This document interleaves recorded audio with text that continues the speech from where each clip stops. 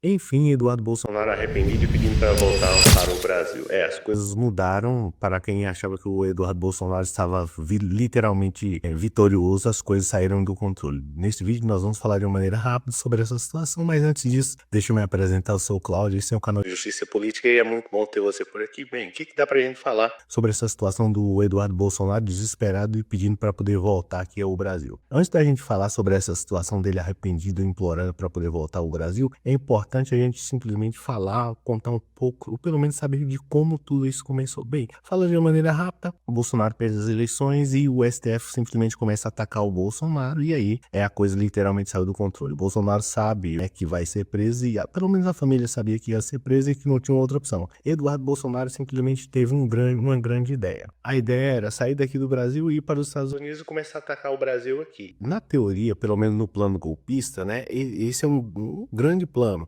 Pelo menos para o plano golpista, Só que as coisas saíram do controle. O Eduardo Bolsonaro, que foi eleito aí na rabeira, ou pelo menos dizendo que era patriota, mostrou aos brasileiros que ele já não era tão patriota assim. Ele simplesmente era um familiota. Não existe nem essa palavra, mas você entendeu o que eu quero dizer. E aí, em resumo, a coisa literalmente saiu do controle, foi ficando um tanto mais complicada, e Eduardo Bolsonaro mostrou não só para São Paulo, mas para o Brasil, que ele era um verdadeiro golpista. E aí a coisa literalmente saiu do controle, porque o Eduardo Bolsonaro simplesmente estava simplesmente querendo salvar o pai dele e não o Brasil. E aí as pessoas perceberam taxa, ele literalmente implorando para o Donald Trump atacar a taxa aqui contra o Brasil, e a coisa foi literalmente saindo do controle, foi ficando um tanto mais complicado, as pessoas perceberam. Aí a base dele foi se derretendo e o próprio Eduardo Bolsonaro, que vivia dia após dia querendo sancionar a lei e pelo menos pedindo para os Estados Unidos atacar a economia do Brasil, se viu numa situação, literalmente num beco sem saída. Hoje ele é um deputado lá,